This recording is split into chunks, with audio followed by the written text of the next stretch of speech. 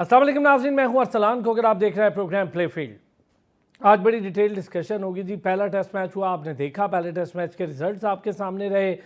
250 के करीब पाकिस्तान के 3 खिलाड़ी आउट थे और 282 के मेयर रन यानी 30 रन्स के बीच में पाकिस्तान ने अपनी सारी विकेटें गंवा दी थी। और उसके बाद जो तीसरी इनिंग थी उसमें बॉलर्स बेहतर कारकर्दगी दिखा गए लेकिन संभल नहीं पाए। एक बार फिर पार्टनरशिप लग गई और फिर चौथी इनिंग जो पाकिस्तान की दूसरी इनिंग थी, पाकिस्तान के बैटर्स मुकम्मल तौर पर नाकाम हो गए और 120 रन पर आउट होकर पवेलियन की राह ले ली। इस बार थोड़ा सा डिफरेंट ये हुआ कि टेस्ट शुरू हुआ और मोहम्मद अब्बास भाई को ड्रॉप कर दिया गया। मुझे समझ में नहीं आई क्यों किया गया। शान मसूद ने सेंचुरी की थी पिछले मैच में, उन्हें भी ड्रॉप किया गया। ठीक है, जफ़र को मौका मिला और स्पिनर अली उस्मान को भी ड्रॉप किया गया। साजिद को वापस लाया गया, उसका बहुत बड़ा फ़ायदा हुआ। ये तो पहले से हमारे जो क्रिकेट एक्सपर्ट्स हैं वो कह रहे थे कि साजिद खान का होना बहुत ज़रूरी है। बट मोहम्मद अब्बास का ड्रॉप करना, अगर तो आप उसे रेस्ट देना चाहते हैं, आप फिटनेस की बात करना चाहते हैं, आप कंडीशन की बात करना चाहते हैं, तो सरफराज अहमद से मैं ये एक्सपेक्ट नहीं कर रहा था। जिन कंडीशंस में मोहम्मद अली ने बॉलिंग की और बाकी उबैद को बहुत अच्छा किया कि चांस मिला नए बॉलर्स को, लेकिन मोहम्मद अब्बास का ड्रॉप किया जाना मेरी नज़र में थोड़ा सा आपके लिए सेटबैक होगा, क्योंकि आपने स्कोर 344 बनवा लिया है। यहाँ पे मोहम्मद अब्बास होते तो 310 320 आप ज़रा स्कोर कम कर सकते थे। बहरहाल पाकिस्तान की बैटिंग जारी है और पाकिस्तान की पहली इनिंग 344 के ताक़ुब में जारी है। 2 खिलाड़ी आउट हुए। आज़ान अवैस ने 50 की, इमामुल हक जल्दी चलते बने, थोड़ा सा स्कोर किया उन्होंने और वो आउट हो गए। बट बाबर आजम खड़े हुए बड़ा शानदार खेले और कम बैक करने वाले अब्दुल्ला शफीक, बड़े लंबे अरसे बाद अब्दुल्ला शफीक ने कम बैक किया है। अब्दुल्ला शफीक जमकर खेल रहे और सेंचुरी करके खड़े हैं। अभी देखना होगा कि अब ये अगले दिन का आगाज़ कैसे होगा। बट बाबर आजम बहुत अच्छे तरीके से 86 रन के ऊपर और वो 100 प्लस पे खड़े हैं और बहुत अच्छे से ये इनिंग क्राफ्ट किया दोनों ने और पाकिस्तान का स्कोर काफ़ी आगे तक ले गए हैं। इससे पाकिस्तान को काफ़ी हौसला मिला है। अच्छा, अब बैटिंग लाइनअप पे अभी प्रेशर नहीं पड़ा है, वही बात मैं आज करूँगा डिटेल और बॉलिंग की, क्योंकि 344 रन बने। पिच ठीक है कि स्कोर बनना था पिच पर, बट जो एक्सपर्ट्स हैं वो कैसे देखते हैं इस सारी चीज़ को, और ख़ास तौर पे हमारा जो 344 रन के बीच बॉलिंग में जो चेंजेस हुए हैं, जो चेंज ओवर्स कहते हैं हम, वो राइट टाइमली हुए नहीं हुए, किस बॉलर को ड्रॉप करना था, किसको खिलाना था, इस पर भी बात होगी। रिजवान हैदर साहब ने हमें ज्वाइन किया। रिजवान हैदर बड़े शानदार सीनियर स्पोर्ट्स एनालिस्ट भी हैं, हमारा रेगुलर हिस्सा भी हैं। नूरिश खान भी स्पोर्ट्स प्रेजेंटर भी हैं, बड़ी अच्छी स्पोर्ट्स जर्नलिस्ट भी हैं और कमेंटेटर भी हैं, हमारा रेगुलर हिस्सा भी है। बहुत शुक्रिया, थैंक यू सो मच दोनों का। रिजवान भाई, पहले मैच के तो रिजल्ट्स मैंने स्किप कर दिए ना, ताकि इससे पहले कि आप मुझे वही पुरानी बात याद करवाएं तो मैं जल्दी से दूसरे पर आ गया, लेकिन अब मुझे पता है नहीं, आपने बख्शना। पहले मैच की गलती से कुछ सीखा हमने? बिल्कुल भी नहीं, और ये हमारी बड़ी पुरानी आदत है कि हम कुछ भी नहीं सीखते। अच्छा, उस मैच को निकाल दें कि हमने क्या डिस्कस किया क्या नहीं किया। मैं सिर्फ मोहम्मद अब्बास पे सबसे पहले बात ज़रूर करना चाहूँगा कि मोहम्मद अब्बास मेरे ख्याल है 1990 में पैदा हुए और 2009 में उन्होंने फ़र्स्ट क्लास डेब्यू की। 2017 में उन्होंने टेस्ट डेब्यू की, यानी कि तकरीबन 8 साल फर्स्ट क्लास मैचेस खेलने के बाद वो टेस्ट मैच में आए। सर 250 प्लस विकेट ले चुके थे वो इस वक्त उनकी 900 फर्स्ट क्लास, हाँ, वो उस वक्त की बता रहा हूँ, 250 प्लस विकेट्स लेने के बाद वो आए थे। और करियर एवरेज उनकी जो फर्स्ट क्लास में है वो अबाउट 20-21 के करीब की है बॉलिंग एवरेज। और अगर 2017 में उन्होंने जब डेब्यू की तो आज 9 साल बाद 2026 में सिर्फ उन्होंने 30 या 31 टेस्ट मैचेस खेले हैं, जबकि पाकिस्तान ने इस पीरियड में 60 प्लस टेस्ट मैचेस खेल लिए हैं। और बॉलिंग एवरेज की अगर बात की जाए तो मोहम्मद अब्बास की जो बॉलिंग एवरेज है वो किसी भी पाकिस्तानी ग्रेट फास्ट बॉलर से बेहतर है, चाहे वो वसीम अकरम हो जो 23 या कोई भी हो, वकार यूनुस हो, इमरान खान हो, शोएब अख्तर हो, किसी भी फास्ट या स्पिन बॉलर से बेहतर एवरेज है। So when you have a world class bowler, ठीक है उनकी पेस वो नहीं है लेकिन एक्यूरेसी में वो कम्पीट करते हैं। सर जेम एंडरसन के भी पेस है, जिमी एंडरसन की भी नहीं है। खेलते रहे विकेट, आपको विकेट चाहिए, 700 विकेट उन्होंने विकेट और वकार अरसलान इनकी टोटल 110 12 13 विकेटें इस वक्त। यानी कि अगर इस प्लेयर को जो अब 36 साल के हो गए हैं, अगर हम प्रॉपर इस्तेमाल करते 22-23 की एज में डेब्यू करा देते, जब 19 में उन्होंने फर्स्ट क्लास खेल के प्रूव करना शुरू कर दिया, तो आज वो 300 350 वाले फास्ट बॉलर लेके होते। हमारे पास नहीं है और अभी भी पिछले मैच में उन्होंने 8 विकेट्स ली, जो मैं कहा ना कि हमने कुछ भी नहीं सीखा। 8 विकेटें, highest wicket taker in the match Pakistan की तरफ से, उन्हीं को ड्रॉप और उसके बावजूद आपने उन्हीं को ड्रॉप कर लिया। यार ये वो वाहिद बंदा है जो शायद उनको आउट कर ले, तो इसको नहीं खिलाना। तो अगर आप ये कहते हैं कि जी हमने पिछले मैच से कुछ सीखा, तो ये कभी भी हम नहीं सीखते और हमारी ना आदत है, because it is, I mean, इसका तो कोई जवाब ही पैदा नहीं होता। I have no justification to say कि यार क्यों, किस वजह से आपने अब्बास को ड्रॉप किया। इसी तरह पहले टेस्ट मैच में साजिद खान को जब आपने लेके ड्रॉप किया था, तो वो भी उसकी कोई जस्टिफिकेशन नहीं थी, क्योंकि सीनियर स्पिनर टीम के वही थे। डेब्यू आप कराने चले गए यार। अच्छा, मैं आज अभी एक चीज़ वैसे देख रहा था कि अगले 12 महीने में ऑस्ट्रेलिया की टीम ने 20 टेस्ट मैच खेलने हैं, अगस्त से शुरू होकर बांग्लादेश के खिलाफ, और नेक्स्ट अगले 12 महीने में 20 टेस्ट मैच। इंग्लैंड के खिलाफ 6 हैं, इंडिया के खिलाफ 5 हैं, और भी काफ़ी सारी सीरीज़ हैं। अब पाकिस्तान ने पिछले 2020 से मैंने अभी तक नोट किया, किसी भी साल में 8 या 9 सुपर टेस्ट मैच नहीं खेले। 21 में हमने 9 खेले थे, 22 में हमने 8 खेले, पिछले साल हमने 5 खेले, 25 में। तो हमारी, तो हम टेस्ट क्रिकेट को वो लेवल पे लेके ही नहीं आते कि किसी के साथ कम्पीट कर सकें।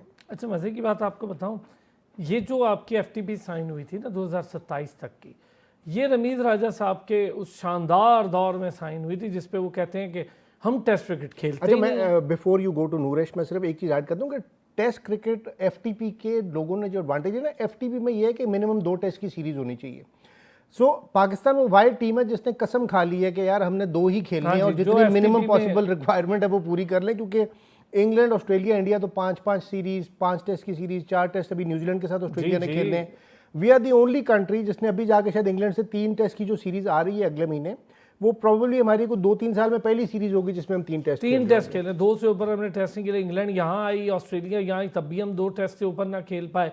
ये बात ठीक है। नूरिश, क्या सीखा जी हमने पिछले मैच की गलतियों से?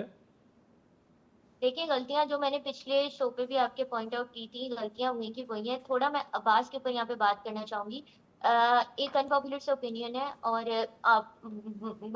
Before I jump into my analysis, मैं एक छोटे से साइड नोट देना चाहती हूँ कि इसका ये मतलब नहीं है कि आई डू अग्री कि अब्बास को बिठाना एक अच्छा डिसीजन था, नो।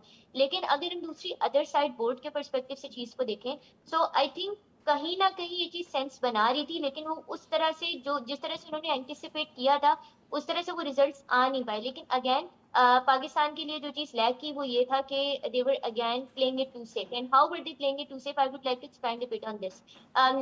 बेसिकली अब्बास को बिठाने का डिसीजन जिस तरीके से जो ये था, वो ये था कि उबैर शाह की जो एक्सप्रेस रॉ पेस है ना, उसको कॉम्प्लीमेंट करने के लिए कोई ऐसा बॉलर होना चाहिए जो क्लॉक की 130 kph पे करता हो, क्योंकि पिच इस तरह की नेचर की है, स्लो पिच है। तो वहां पे अगर रॉ पेस के साथ रॉ पेस आप कंबाइन कर देंगे और उसके साथ कर देंगे, तो वो जो है ना, ये आई थिंक माइंडसेट था उनका, तो वो एक अच्छा कॉम्बिनेशन नहीं होता। अगर रॉ पेस के साथ पे कैसे बॉलर को लेके जाएंगे जो क्लॉक की 130 kph पे करता है, एंड देन उसके साथ जो है वो 130 kph पे करते हैं, और देन उसके साथ वो थोड़ा सा जो है ना अपने रिलीज पॉइंट्स को ऑल्टर करके तो पेस को अच्छे से जो है ना वो मैनेज कर लेता है, तो वो एक अच्छा डिसीजन होता है। Talking about Mohammad Ali Daisy.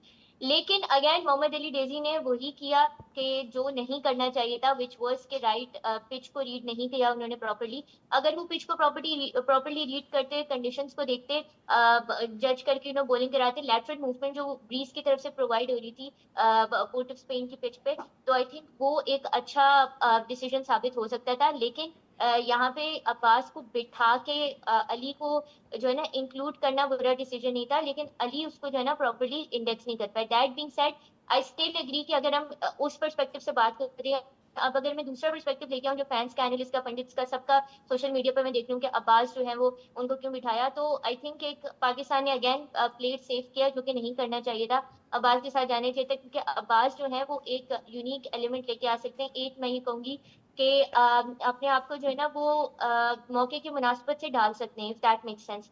तो वो जो है ना अडेप्ट कर सकते हैं सिचुएशन से, विच वाज नीडेड। अच्छा, तो मैं उनके साथ थोड़ा अपने सा ना safe- nourish cricketing point of view से बात करते हैं। बिल्कुल ठीक है, आपने एक बहुत अच्छी बात कही। ये थोड़ा एक टेक्निकल चीज़ होगी कि आप एक शेयर पेस को कॉम्प्लीमेंट करने के लिए एक पेसर को खिलाएं, बट मोहम्मद अली की पेस खुद 130 से ऊपर नहीं जा रही, 132 130। तो अब्बास भाई इतनी बॉल अब्बास भाई भी कर रहे हैं, सेम बॉलिंग कर रहे हैं। दूसरी बात, एक आपको ना डिसीजन ये लेना होता है कि कौन विकेट टेकर है आपका, और ऐसा विकेट टेकर जिस पे रिलाय कर सकते हैं। आपने उसको 5 साल क्रिकेट से बाहर रखा, डेब्यू कराने के बाद 21 के बाद 26 में आप फिर ले आए उसको, और जब आप लाए तो तब शाहीन आफरीदी भी मौजूद थे, नसीम शाह भी मौजूद थे, मोहम्मद अली भी मौजूद थे। उनके बीच ना वो विकेट ले सका उनमें से कोई, ना कोई और। साउथ अफ्रीका में भी अब्बास टॉप विकेट टेकर था। तो अब आप उसको डिफरेंट कंडीशंस पर ट्राई कर रहे हैं और वो हर कंडीशन में विकेट ले रहा है। मेरा नहीं ख्याल कि सरफराज अहमद जैसे क्रिकेटिंग माइंड को ये डिसीजन लेना ठीक था। I agree with this. और ये दूसरा पॉइंट ऑफ व्यू था, इस पर मैं आ रही थी कि वो दूसरे डिफरेंट टाइप्स ऑफ कंडीशन से अडेप्ट अपने आप को कर सकते हैं। तो इसी वजह से जो है ना, उनको बिठाना पाकिस्तान के लिए इतना अच्छा डिसीजन साबित नहीं हुआ। लेकिन अगेन जिस इंटेंशन के साथ अली डेजी को लाए थे, उनको उस पर परफॉर्म करना चाहिए था। Again that's what I think. तो आई थिंक बोर्ड का पर्सपेक्टिव माइंडसेट थोड़ा ये था, जो कि अगेन मैंने पहले भी कहा, मैं अभी भी कहूंगी कि they were just trying to play it safe, जो कि आजकल के क्रिकेट में सेल्डम डज इट वर्क।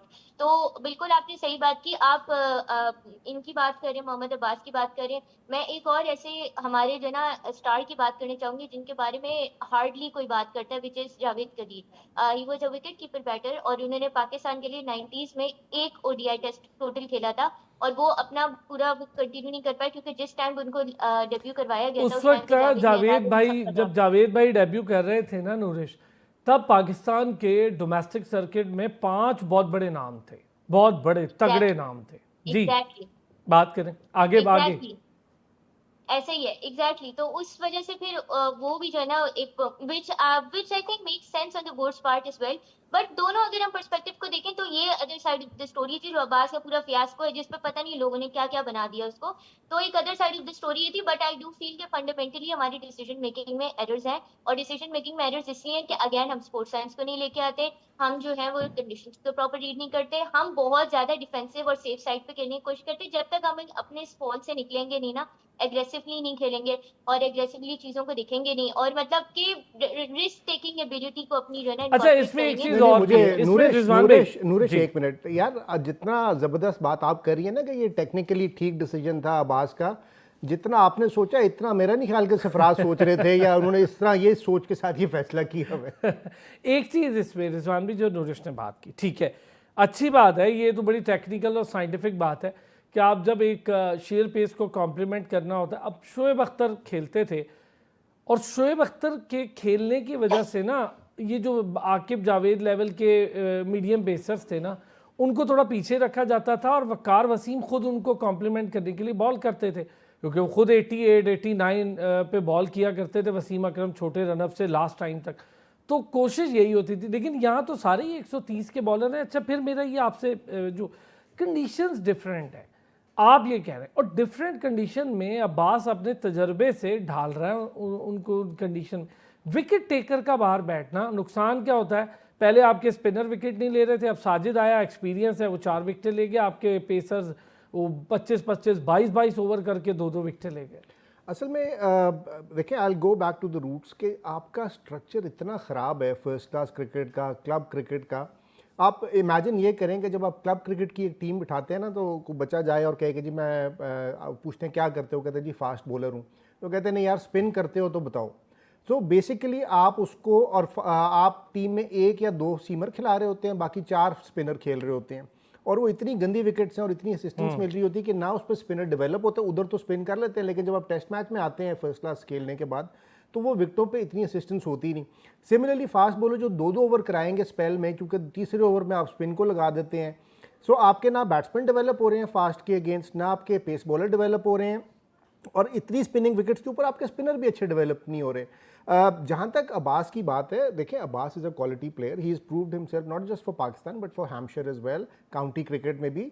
और देखिए पर्सनली तो मुझे आई वुड वांट कि हमारा जो 3 prong पेस अटैक हो वो 140 145 वसीम वकार की तरह हो, या इंग्लैंड की तरह हो, ऑस्ट्रेलिया की तरह हो। लेकिन जिमी एंडरसन ने भी 700 विकेटें ली। ग्लेन मैकग्राथ जब हम छोटे थे तो हमें कभी भी इंप्रेसिव नहीं लगते थे, हमें लगता था डेमियन फ्लेमिंग ज़्यादा तेज़ है, ब्रेटली ज़्यादा तेज़ है, लेकिन एंड में Glenn McGrath proved himself. Similar is the case with Courtney Walsh. Ambrose was very fast, Patterson was very fast, Marshall, लेकिन Courtney Walsh is one of the most successful bowlers in the world. So इसको आपको देखना पड़ेगा कि यार इसके बावजूद के पेस नहीं है, उसमें कितनी ज़्यादा एबिलिटी है। अब मोहम्मद आसिफ की आप एग्जांपल ले लें, he was never a 140 plus bowler, वो 125 130 34 पे बॉल करते थे, कट करते थे, एंगल करते थे, सीम करते थे। So quality of the bowler matters. Of course pitches क्योंकि हेल्पफुल नहीं है, अब्बास ने अपने आप को इस पे ऊपर कर लिया हुआ है कि यार यहाँ पे मुझे फास्ट की असिस्टेंस मिली नहीं, तो उसने अपना अपना करियर प्रोलॉन्ग करने के लिए उसने 120, 115, 118, 125 पे बॉलिंग करा रहा है। बट देखना ये कि यार उसका सक्सेसफुल कितना ज्यादा है, he is more successful than any other fast bowler Pakistan has ever produced average के हिसाब से देखिए। और सिंपल फार्मूला जी, जो विकेट लेता है वो खेलना चाहिए। आपको इससे क्या मैटर है कि वो 115 सर टेस्ट मैच में बैट्समैन के लिए रन, बॉलर के लिए विकेट। शाहीन आफरीदी आया था 140-45 करता था, 130 पे अब्बास भाई के करीब ही बॉलिंग कर रहा है, तो अब आपको बाहर करना पड़ा है, विकेट भी नहीं ले रहा। सेम फॉर नसीम शाह, वो फिटनेस के मसाइल से 2-4 हैं जब से उनका ऑपरेट हुआ था कोनी का, उसके बाद से। सेम फॉर शाहीन आफरीदी, हारिस रऊफ से खेला नहीं जाता टेस्ट मैच, और फिर फर्स्ट क्लास नहीं खेल सकते टेस्ट, तो खेलते ही नहीं है ना। सही बात है। एक जरा ब्रेक लेते हैं जी, ब्रेक से वापस आएंगे, अब जरा दूसरे मैच पे भी बात करेंगे कि इसमें जो हमने 344 रन करवाए, ठीक है कि विकेट ऐसी थी या 344 रन होने चाहिए थे, और फिर जो बैटिंग कर रहे हैं हम, क्या ये बैटिंग जो इस वक्त नज़र आ रही है यहाँ तक है, या हमारे अब जो नीचे आने वाले बैटर्स हैं वो बोझ लेने को तैयार हो जाएंगे क्योंकि ऊपर वाले बैटर्स ने अपना काम कर दिया। हम ज़रा बड़ी डिटेल बात करेंगे अब। सर दूसरा टेस्ट चले, पहले कि हमने गलती ये दोहरा दी कि एक बंदा विकेट टेकर था और उन्होंने दूसरी इनिंग जो वेस्ट इंडीज़ की थी उसमें बहुत अच्छी बॉलिंग की। सारों को पता है कि पहली और दोनों इनिंग्स में वो टॉप विकेट टेकर है। बट चले, हमने कर लिया, साजिद की वापसी हुई अली उस्मान की जगह, और साजिद ने प्रूव किया कि एक्सपीरियंस मैटर करता है और पिचेस को समझना आना चाहिए बॉलर को। बहुत अच्छी बॉलिंग की उसने। अब आते हैं सर बैटिंग पे। अजान अवैस ने स्कोर कर दिया, नहीं हुआ। इमामुल हक से स्कोर ठीक हो गया। शान भी ड्रॉप्ड है, नए लड़के को मौका मिल रहा है, जफ़र को। हम 266 पे खड़े हैं जिसमें 1 सेंचुरी और कम बैक अब्दुल्ला शफीक का, बड़े लंबे अरसे बाद। अब्दुल्ला शफीक को भी बाहर जाना चाहिए था, ठीक हो गया वो, क्योंकि जब तक वो बाहर नहीं जाता वो स्कोर भी नहीं करता।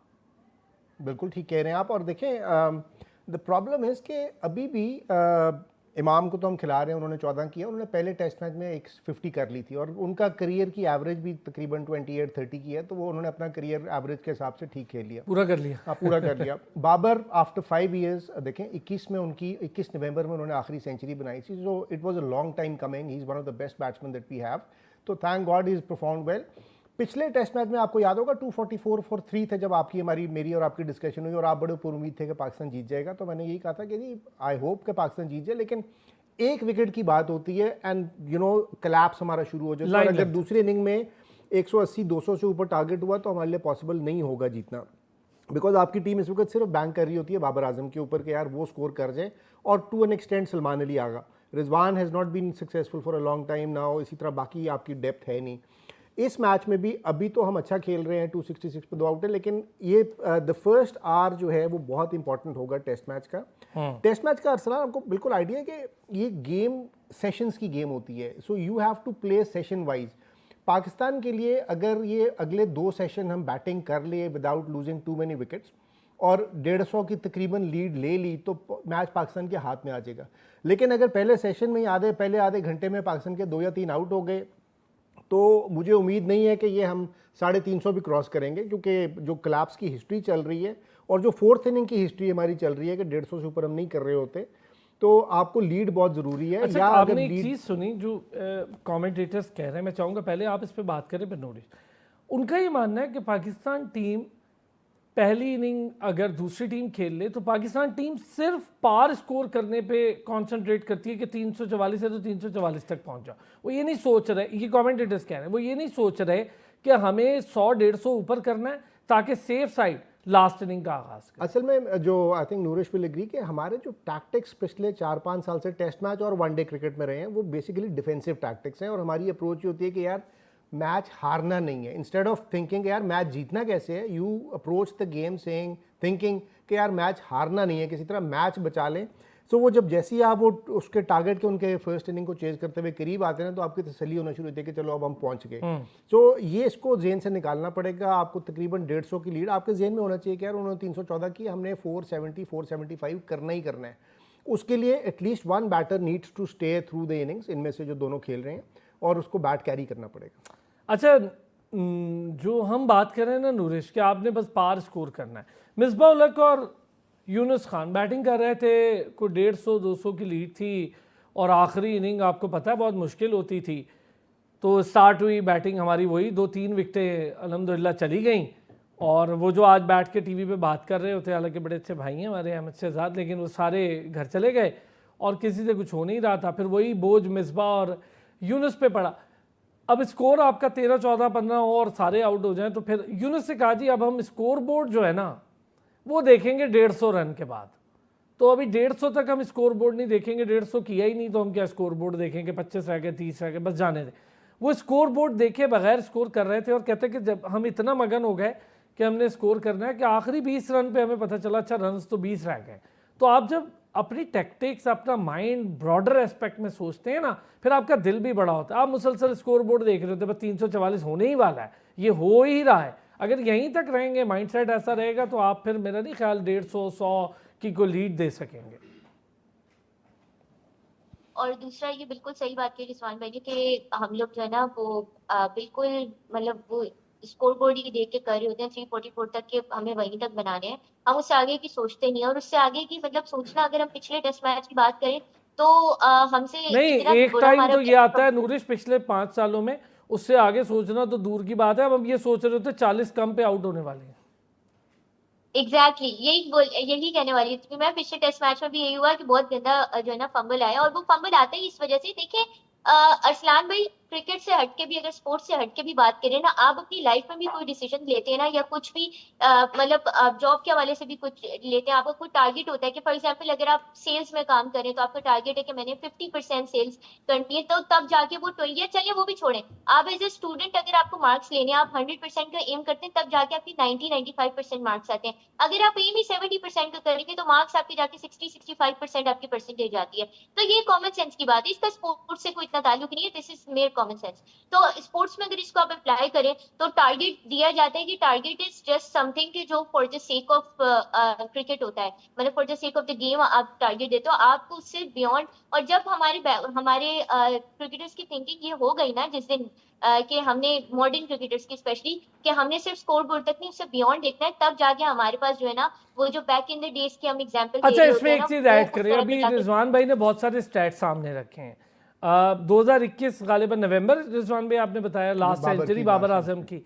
अब ये 5 साल का एरा है और बाबर आजम जैसा बड़ा प्लेयर है, मैं माजरत के साथ मुझे बहुत पसंद है बाबर आजम, पर बड़े प्लेयर का 4-5 साल डाउनफॉल या बैड पैच नहीं होता, उसको वर्कआउट करना। और आज की मॉडर्न डे क्रिकेट में बैड पैच जो होता है ना वो लक होता है, बस कि ठीक है जी 2-4 मैचों में लक नहीं चला, बस आपको वापसी करनी होती है और आपको अपनी गलतियों पर काबू पाना होता है, वीकनेसेस को अपनी स्ट्रेंथ बनाना होता है। हमारे यहाँ तो वीकनेस थ्रेट बन जाती है। एक्यूरेट बात की है, you put it all up so beautifully. और बाबर की बिल्कुल यही बात है, इतना लंबा कोई बैट पैच नहीं चलता। और आप अगर मॉडर्न डे क्रिकेट की बात करें ना, तो इधर विराट कोहली जैसे बंदे को भी जो है ना सर्वाइव करने के लिए, सस्टेन करने के लिए परफॉर्म करना पड़ता है। परफॉर्म का ये मतलब नहीं है कि आप इतने सारे 50s और 100s ला के बैग में रख दो और आप बोलो कि नहीं भाई मैं ग्रेटेस्ट ऑफ ऑल टाइम हूँ। I am sorry but that is not how it works. मैं आपके शो पे बहुत दफा ये बात कह चुकी हूँ, स्टार्ट्स विद इम्पैक्ट मैटर करते हैं। और पता नहीं क्यों ये बात बाबर को या हमारी जो है ना प्लेयर्स को समझ नहीं आती कि स्टार्ट्स विद इम्पैक्ट मैटर करते हैं। आप मुझे 10 सेंचुरीज ला के बता दें, अब विराट कोहली की मैं बात करती हूँ, विराट कोहली के पास इतनी सारी सेंचुरीज हैं, लेकिन नन ऑफ दो centuries would be compare to this जो इनिंग्स उन्होंने मेलबर्न में खेली थी पाकिस्तान के अगेंस्ट। वो इम्पैक्टफुल इनिंग्स थी, वो याद रहेगी, वन ऑफ सही द बात। Highlights of his career. तो ये जो होती है आपको ग्रेटेस्ट ऑफ ऑल टाइम्स बनाते हैं। ये नहीं होता कि आप अब अगर हम फुटबॉल की बात करें, लियोनेल मेसी को आप देख लें, लियोनेल मेसी के बहुत सारे गोल्स हैं। आपने किलियन जस्टिन एम्बापे को लैंगर, देख मैं लें। आपने एक मिसाल दी, मैं चलिए इसमें थोड़ी सी बात करूं रिजवान भाई। जस्टिन लैंगर कहता है मेरी ज़िंदगी के सबसे ज़्यादा खूबसूरत रन वो हैं जो शोएब अख्तर के खिलाफ मैंने किए थे और शोएब अख्तर मुझे मार देना चाहता था। आप देखें, और स्कोर क्या था 37, लेकिन वो कहता है वो 37 मेरी बहुत सारी अच्छी स्कोर सेंचुरी से बहुत ज़्यादा है क्योंकि वो मेरा चैलेंजिंग टाइम था। देखिए ये बिल्कुल नूरिश ने ठीक बात की कि इम्पैक्ट जो है ना वो नज़र आता है। कई आपके 30s 40s 20s मैटर करते हैं और कई जिस तरह अब मैं एक वैसे एग्जांपल दे दूं, अब पता नहीं बहुत लोगों को बुरा भी लगेगा। रमीज़ राजा की टेस्ट मैचेस में 200s हैं 55 टेस्ट मैचेस में, ठीक है। शुएब मोहम्मद साहब जो हैं वो 44 की एवरेज पे खेले, उन्होंने 203 न्यूजीलैंड में जाके भी कर दिया। लेकिन रमीज़ को हम खिलाते रहे। रमीज़ राजा की मैं बच्चों को भी अपने दिखा रहा था ना मैच को, पुरानी हाईलाइट्स, तो मैं कहता हूँ यार जो इंपॉर्टेंट मैच की हाईलाइट्स लगाओ ना, रमीज राजा जल्दी आउट हो जाते हैं। उसकी 7 वनडे 100s हैं, उनमें से कोई भी इंपैक्टफुल नहीं है। एक सईद अनवर के साथ थी एडिलेड में श्रीलंका के खिलाफ, जिसमें सईद अनवर ने बहुत तेज खेल के 126 किया, और सईद अनवर का जो पहली सेंचुरी थी, सईद अनवर जैसा नहीं, मैं वैसे बात करूं तो रमीज राजा कहीं नजर ही नहीं आते, लेकिन वो अंग्रेजी बोलने की वजह से और कप्तान भी बन गए, टीम में डिजर्व भी नहीं करते थे, लेकिन ये किस्मत की भी बातें होती हैं। इम्पैक्ट जो है वो मुझे एक कासिम उमर की इनिंग बड़ी याद है, 64-63 किया था, और आसिम मुश्तबा ने उसके बाद, आसिम मुश्तबा नहीं, पाकिस्तान ने वो मैच जीता था शायद, आसिम मुश्तबा नहीं, ऑस्ट्रेलिया के लास्ट बॉल पे छक्का जो उसकी हाईलाइट्स भी आप देखें तो पता चलता है जो अच्छा प्लेयर होता है ना उसका इम्पैक्ट नजर आता है। लेकिन पाकिस्तान का सबसे बड़ा मसला ये, जो मैं अभी खैर बाबर पे आ जाऊँ, जो 5 साल टेस्ट मैच में सेंचुरी नहीं बनाई ना, उसका प्रॉब्लम ये है कि he has not gone back to the basics, he has not gone and played first class cricket. वो सीधा यहाँ से जाते हैं T20 में, T20 से वनडे, और फिर वापस आ जाते हैं टेस्ट मैच में। टेस्ट मैच का प्लेयर अगर अच्छा बनना है और वो नई फॉर्म में, तो उसको जाके फर्स्ट क्लास क्रिकेट खेलनी पड़ेगी, और सिर्फ कहने से या T20 की 100 से कोई आपकी टेस्ट मैच की फॉर्म वापस नहीं आ सकती, वो फर्स्ट क्लास से आती है, बॉलर्स के लिए भी, विकेट टेकिंग बॉलर्स के लिए भी, और बैट्समैनों के लिए। वाह, 1000 बॉलें खेलने का टारगेट जब यूनुस खान वनडे से बाहर हुए, उन्होंने कहा मैं तो 1000 बॉल खेलूंगा ताकि मेरा बल्ला भी सीधा हो जाए, मुझे मेरी गलतियां भी पता चल जाएं। ये आप टारगेट देखें, वो ये नहीं कह रहा कि मैं स्कोर करूंगा, उसने कहा 1000 बॉल खेलूंगा, मैं 1000 बॉल फेस करूंगा, तो हर बॉल अलग होगी और मुझे 1000 बॉल फेस करने में दोबारा से समझ आ जाएगी कहाँ मैं गलती कर रहा हूँ। बड़ी बात है, आप जब आपके पास मौजूद हैं इतने बड़े बड़े प्लेयर, जावेद मियांदाद इतना बड़ा प्लेयर था, लेकिन जावेद मियांदाद को कुछ ज़रा प्रॉब्लम आ रही थी डेनिस लिली के अगेंस्ट, तो उनके फादर ने गीली बॉल करके फेडरल भी एरिया कराची में उसकी पिच के ऊपर उनको प्रैक्टिस करवाते थे स्कूल से लाके, छोटे से होते थे जावेद मियांदाद। तो आप ये देखें ना, इतने बड़े प्लेयर्स ने अपने आप को खुद ठीक किया। यहाँ तो अब इतना पैसा है, कोचिंग है, मॉडर्निज्म है, फिर भी हम इतने परेशान। लेकिन ये बताएं जी नूरिश के, हम क्या एक्सपेक्ट कर रहे हैं इस वक्त, क्या स्कोर होना चाहिए जिस तरह सेटल्ड बैटिंग हो रही है, और अब्दुल्ला शफीक बहुत अच्छा कमबैक किया उसने। देखिए, अब्दुल्ला शफीक की सबसे अच्छी बात जो मैं टेक्निकली जो मैंने डाइसेक्ट की और समझ आई है मुझे, जो पिछले टेस्ट मैच में हमारे बैटर्स की वीकनेस थी, विच वाज कि जो उनका जो सेंटर ऑफ मैच है, थोड़ा टेक्निकल ये हो जाएगा, लेकिन people who follow cricket would get it. उनका सेंटर ऑफ मैच जो है वो ऑलमोस्ट उनके फ्रंट नी के स्क्वायर के से ऊपर है। तो ये एक ऐसी चीज होती है जो बहुत टेक्निकल लगेगी, लेकिन अब्दुल्ला शफीक ने इसको इनकॉर्पोरेट किया और ये काम करी, स्पेशली एक ऐसी पिच पे जो मॉइस्चर बहुत आसानी से ट्रैप कर देती है। अच्छा, इसके साथ साथ ये वीकनेस पिछले टेस्ट मैच में हमारे बैटर्स की थी कि जो फ्रंट फुट है और आपका फ्रंट फुट का पैड है और बैट के दरमियान डिस्टेंस था, इसलिए आप देखें LBWs वहां पे होने के चांसेस बहुत ज्यादा हो रहे थे, और LBW हुए भी थे। और फिर उसके साथ साथ जो है ना, जिस तरह से West Indian bowlers specially pacers bowling करा रहे थे, तो वो सीधा जाके बुल्स आई पे हिट कर रहा था और विकेट गवा बैठे थे। अच्छा, एक यहाँ पे बहुत सारी डिस्कशन हो रही है, मैं थोड़ा सा ना इस पे भी आना चाहूंगी कि हमारी फील्डिंग के भी बड़े एरर्स हुए हैं, और इस पे आप जो है ना ब्लेम आप सीधा बाबर को देंगे एज ए कैप्टन, क्योंकि ये कैप्टन कब होता है, स्पेशली क्योंकि देखें मोहम्मद अली चलिए आपने अब्बास को ड्रॉप करने का डिसीजन कर लिया, ले लिया, जो कि कंसिडरिंग आपको थोड़ी उनको रूम देना चाहिए था रिस्क लेने का, risk taking ability, calculated risk taking ability हमारे अंदर बिल्कुल डिमिनिश्ड है, which is one of our prime weaknesses. एक बात, दूसरी बात ये कि अगर आप नोट करें ना, तो जो सेकंड डे था ना, उसमें आफ्टर टी हमारे बैटर्स ने ज्यादा अच्छे से स्कोर किया, अबव 4 जो है ना उसकी अबव 4 के रन रेट से उस वक्त थर्ड सेशन में स्पेशली जो है ना स्कोर करे। तो उसका रीजन प्राइमरीली ये है कि उसमें कोई इतनी बड़ी मैजिक या उनमें हमारे बैटर्स का इतना कोई कमाल नहीं है, रादर की सिंपल सी बात ये है, आसान अल्फाज में अगर मैं बताऊं तो पिच फ्लैट हो गई है, पिच फ्लैट हो गई है एब्सोल्युटली। कंडीशंस, और कंडीशंस किस तरह से हुई है कि वेस्ट इंडीज वही वीकनेस, जो हमारे वीकनेस तो नहीं कहूंगी, कि जो बोन इन दी एपिग्लॉटिस हमारे बॉलर्स के लिए बनी थी लास्ट टेस्ट मैच में, वो वेस्ट इंडियन के बॉलर्स के लिए बन रही थी। किस तरीके से कि जब मॉइस्चर ट्रैप हुआ था पहले उसमें, क्योंकि वहां पे हीट का ऑफ कोर्स एलिमेंट है जहाँ पे मैच हो रहा है वेन्यू पे, तो पहले डे में ही था। सेकेंड डे में क्या हुआ कि वो मॉइस्चर अंदर ट्रैप हो गया, तो उससे क्या होता है कि रिबाउंड वेलोसिटी एक चीज होती है बॉल की, वो डिक्रीज हो गई। जब वो डिक्रीज हो गई, तो आसान अल्फाजों में अगर आप एक्सपेक्ट कर रहे हो कि बॉल शोल्डर लेवल तक जाके उसको जो है ना वो बॉल पिच पे हिट होने के बाद शोल्डर लेवल तक एलिवेट होगी, तो ऐसा नहीं हो रहा, वो बेस लेवल तक आ रही है, तो हमारे बैटर्स को आसानी हो रही है खेलने में। नहीं, तो ये एक चीज है, देखिए मैं नूरिश बहुत अच्छा आपने साइंस डिस्क्राइब की, आसानी हो रही है, बट अब्दुल्ला शफीक पे प्रेशर था, अरसे बाद कमबैक कर रहा था, उसने उस आसानी का फ़ायदा उठाना चाहिए, इसमें उसका तो कोई कसूर नहीं था। बाबर ने उस आसानी का फ़ायदा उठाया, अच्छी बात है, इसी आसानी को इमाम उल हक भी फ़ायदा उठा सकते थे, ये आसानी का और भी प्लेयर फ़ायदा उठा सकते थे। आज़ान अवैस बिल्कुल सेटल खेल रहा था, लेकिन 50 के बाद मुझे काफ़ी ज़्यादा उसकी बैटिंग में बहुत सारी चीज़ें नजर आई। कुछ कहना चाह रही हैं? फिर मैं रिजवान भाई से इस पर एक बात करूँगा। जी बिल्कुल आपने सही कहा, मैं इस पे आ रही थी थोड़ी देर में। देखें जो ये बाबर और इसकी बात, उनकी बात की ना, उनकी सबसे अच्छी, मैंने अभी अब्दुल्ला शफीक का आपको बताया, बाबर की एक बहुत अच्छी चीज मुझे क्या लगी, ना सिर्फ उन्होंने कंडीशंस को रीड किया, बल्कि उन्होंने बॉलर्स को ट्रिक भी किया। किस तरीके से कि he had an I on the release points of the bowler. Specially मैं जोमिल वरीकिन की बात करना चाहूंगी, क्योंकि स्पिनर्स को उन्होंने बहुत ज्यादा ट्रैप किया बाबर ने specially. And it is ironic considering कि बाबर जो स्पिनर्स को अच्छा नहीं खेल पाते, बट इस टेस्ट मैच में मुझे थोड़ा सा डिफरेंट नजर आया। तो जब उन्होंने उनके आईलाइन को बॉलर्स के आईलाइन को थोड़ा किया और रिलीज पॉइंट्स को थोड़ा फोकस किया, तो उससे बॉलर जो है ना खुद ब खुद एक घबरा सा गया कि ये these tactics are not working.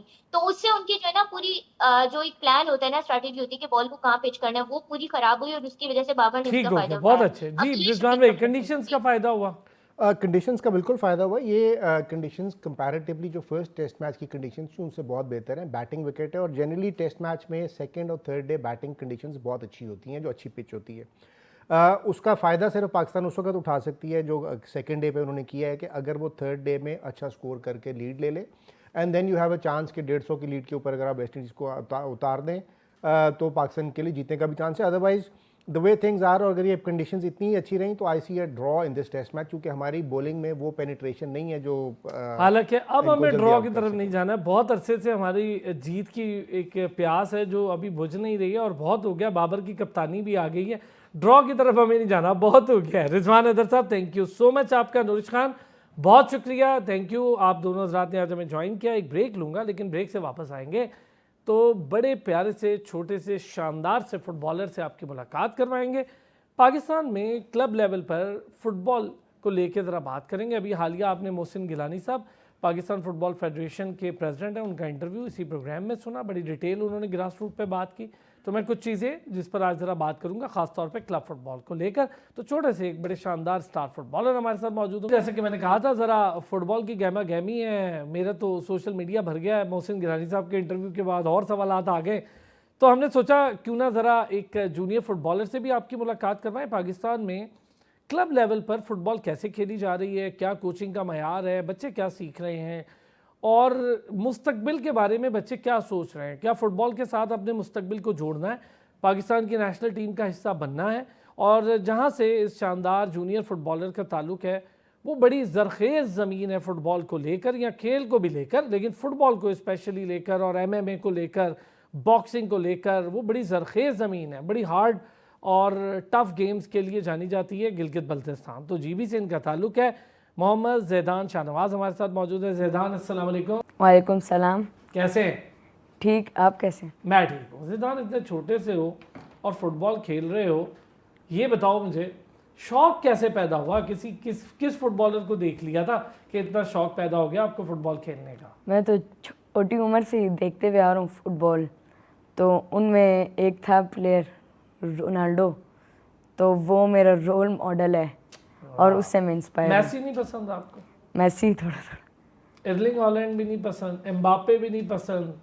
कोई नहीं पसंद? जी, जमाल पसंद है जी। वाह, वो तो देखें, अभी वो जीत गए ना, किया उसने कुछ नहीं, हालांकि स्पेन टीम जीत गई है, लेकिन किया लमीन यमाल ने कुछ नहीं है पूरे टूर्नामेंट में, जितना अच्छा बाकी टीम खेली। अच्छा ये बताएं ज़ैदान, आपने फुटबॉल स्टार्ट की, क्या सोचा था, मुझे किस पोजीशन पे खेलना है, क्लब कैसे गए, ज़रा हमें बताएं ना। यहाँ पे क्लब जाते हैं तो कैसे क्लब आपको एक्सेप्ट करता है? आप कितने छोटे थे जब आप क्लब गए, और मेहरान से आप खेल रहे हैं, बड़ा अच्छा, बड़ा बेहतरीन क्लब है, पाकिस्तान के टॉप फुटबॉल क्लब्स में से एक है। तो मेहरान गए आप, तो कैसे उन्होंने एक्सेप्ट किया, क्या हुआ, कौन लेकर, फादर लेकर गए थे? नहीं, मैं तो खुद गया था और खुद जाके मैंने एडमिशन कराया था। वाह। और फिर क्या नाम है, इस तरह करते करते उन लोगों ने मुझे अपनी टीम में ले लिया, और फिर मैं खेलता गया आगे नेशनल लेवल में खेलता हूँ मेहरान की तरफ से अंडर 15। हाँ, अंडर 15, इतनी सी उम्र में, अभी एज क्या है आपकी? मेरी 14 ईयर्स। वाह। अच्छा ज़ैदान, आपने स्ट्राइकर सोचा था मैं स्ट्राइकर बनूंगा, या किसी और पोजीशन पे खेल रहे थे, कोच ने कह दिया कि मैं स्ट्राइकर बन जाऊँ? नहीं, मैंने स्टार्टिंग से ही स्ट्राइकर बनने का सोचा था, तो बस अब बन गया। तो इंशाल्लाह बन भी गया, अब यही रहना है। मेहनत करनी होगी इंशाल्लाह। अच्छा ये बताएं, कोचिंग कौन कोचिंग करता है आपकी, और कोचिंग कैसे करते हैं, क्या क्या सीख रहे हैं आप? मेरे कोच का नाम सर मुनीर है। वो हमारी डाइट का ख्याल रखते हैं, ट्रेनिंग से लेके A to Z हर चीज़ का ख्याल रखते हैं हमारे। डाइट का भी रखते हैं? क्या नहीं खाते हो? जी, उनने हमें कोल्ड ड्रिंक से मना किया, उसके बाद चाय वगैरह, जंक फूड, फास्ट फूड, इन सब से मना ये तो किया। डॉक्टर मना नहीं करता, तो कोच ने भी कर दिया। ओ हो। अच्छा ये बताएं ज़िदान, ठीक है, प्रैक्टिस कितनी देर करते हो आप, कितना टाइम लगाते हो आप अपने? प्रैक्टिस 2 से 3 घंटा करता हूँ।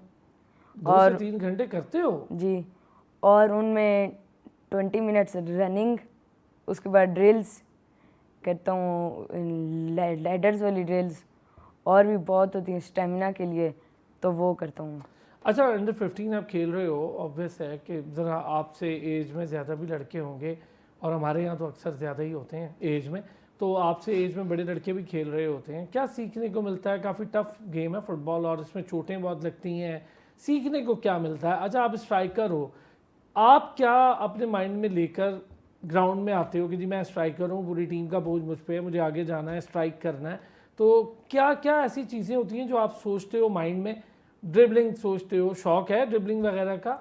ड्रिबलिंग का तो शौक नहीं है, बस पीछे से अगर पास मिल जाए तो आगे पास करके फिनिशिंग कर लेता हूँ, या पास कर देता हूँ आगे किसी और को। गोल के पास खड़े होके क्या सोचते हो? गोल क्योंकि के पास- कीपर तो बड़ा ज़बरदस्त तरीके से चीज़ें देख रहा होता है।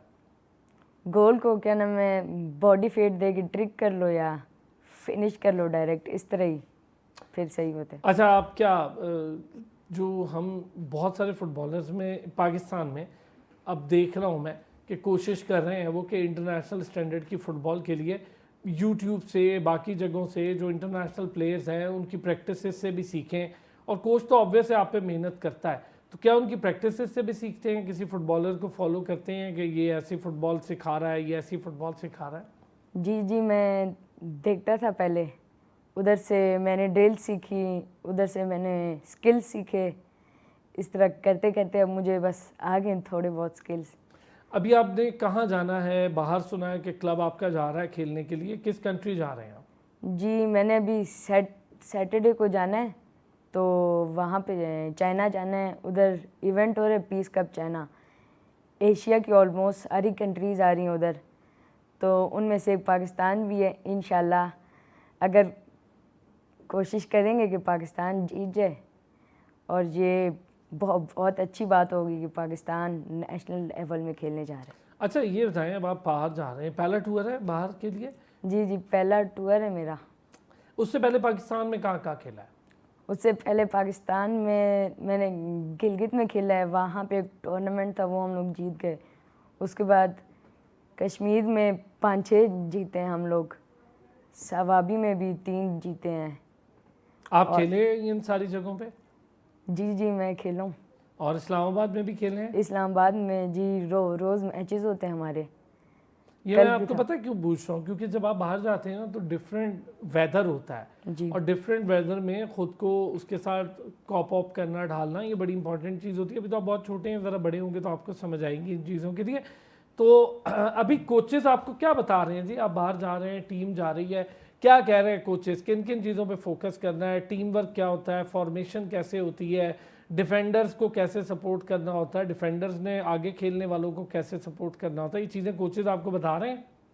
जी, हमें बता रहे हैं कि जिस तरह हम फॉर्मेशन बताएं उस तरह ही खेलना है, तो इंशाल्लाह हम लोग पीस कप लेके आएंगे पाकिस्तान। आपको पता है कि पाकिस्तान के स्ट्रीट चिल्ड्रन भी फुटबॉल की टीम है, और वो भी जाते हैं बैनुल अक़वामी खेलने के लिए, और वहाँ से बड़ा ज़बरदस्त अभी वो टूर्नामेंट होता है नॉर्वे कप, और वो उसका वर्ल्ड कप कहलाता है, वो बड़ा अच्छा खेलते हैं। फाइनल अक्सर वो बेशतर हम जीते भी हैं, और उसके सेमीफाइनल में भी पहुँचे हैं। अब ये अंडर 15 इंशाल्लाह आप भी जा रहे हैं एक कप खेलने के लिए। पाकिस्तान से और भी क्लब्स जा रहे हैं वहाँ पे खेलने, या अभी सिर्फ मेहरान ही जा रहा है? जी, पाकिस्तान से सिर्फ एक ही क्लब जा रहे हैं, मेहरान ही जा रहे हैं। ओके, गिलगित बल्तिस्तान में किस जगह से हैं आप ज़ैदान? मैं गिलगित बल्तिस्तान में पढ़ी से हूँ। अच्छा, ये क्या पहाड़ी इलाका है? जी जी, पहाड़ी इलाका है सर। वहाँ पे भी आपने बताया कि आपने वहाँ भी खेली। आपको शौक क्या घर में भी कोई खेलता था? फादर स्पोर्ट्स से ताल्लुक है फादर का? नहीं, फादर का तो नहीं है, बस उनको शौक था छोटी उम्र से ही। और हमारी फैमिली में सारे एथलीट्स हैं, चाचू बॉक्सिंग में और इस तरह सारे। कौन है चाचू बॉक्सर? उस्मान वजीर। तो ये हुई ना बात। तो आपको बॉक्सिंग का शौक नहीं हुआ? इतना बड़ा बॉक्सर है आपकी फैमिली में। वो बॉक्सिंग का पहले था, लेकिन फिर उसके बाद वो शौक ख़त्म हो गया, फिर फुटबॉल का हो गया। अब फुटबॉल का ख़त्म होगा, फिर क्रिकेट का हो जाएगा। नहीं, इसका नहीं हुआ ख़त्म। ये मैं 6-7 ईयर से खेल रहा हूँ। अच्छा, 6-7 ईयर्स से खेल रहे हो? बहुत छोटे थे यार जब से खेल रहे हो। अच्छा, पाकिस्तान टीम का पता है? पाकिस्तान टीम के बारे में शौक है? पाकिस्तान टीम में जाने का, उसके बारे में कुछ पता है? पाकिस्तान टीम कैसे रन होती है? अभी उसके प्रेसिडेंट आए हुए थे, वो एक बच्चों का पूरा प्रोजेक्ट लॉन्च कर रहे हैं, फीफा अरीना, और वो फीफा के साथ कर रहे हैं। 2000 के करीब स्कूल्स हैं, 8-9 हज़ार फुटबॉलर्स होंगे। तो वो बड़ा ग्राउंड लेवल का प्रोजेक्ट है। तो ख्वाहिश है ऐसे प्रोजेक्ट का हिस्सा बनने की? जी, मेरी तो ख्वाहिश है कि बनूं, और मैं मेहनत करूंगा, और मेरे कोचेस भी मेहनत कर रहे हैं मेरे पे, तो इंशाल्लाह मैं जाऊंगा। ये बताएं, अभी क्या सोचा है? पाकिस्तान टीम की तरफ तो थोड़ा टाइम है। पाकिस्तान टीम की तरफ जब बंदा जाता है ना, तो वो थोड़ा मैच्योर हो जाता है, उसको बहुत सारी चीज़ें समझ आती हैं, प्रोफेशनलिज्म है। फुटबॉल अडॉप्ट करना थोड़ा मुश्किल है पाकिस्तान में। क्रिकेट की तरह चमक दमक नहीं है इसमें, ज़्यादा प्रोजेक्शन भी नहीं मिलती टीवी की। खैर है, फुटबॉल शौक से खेलते रहोगे, पाकिस्तान के लिए भी खेलोगे? जी जी, इंशाल्लाह पाकिस्तान को रिप्रेजेंट करूंगा, वर्ल्ड कप तक पहुंचाऊंगा। और क्या नाम है, पाकिस्तान की टीम ने अभी रिसेंटली भी बहुत अच्छा टूर्नामेंट जीता है। जुबली कप, डायमंड जुबली जी कप। जी। अच्छा, चलें, अब बहुत शुक्रिया ज़ैदान, बड़ी डिटेल डिस्कशन हुई। बेस्ट विशेज़ आपके लिए। आप जा रहे हैं चाइना पाकिस्तान की तरफ से खेलने के लिए, क्लब जा रहा है, बहुत अच्छी बात है।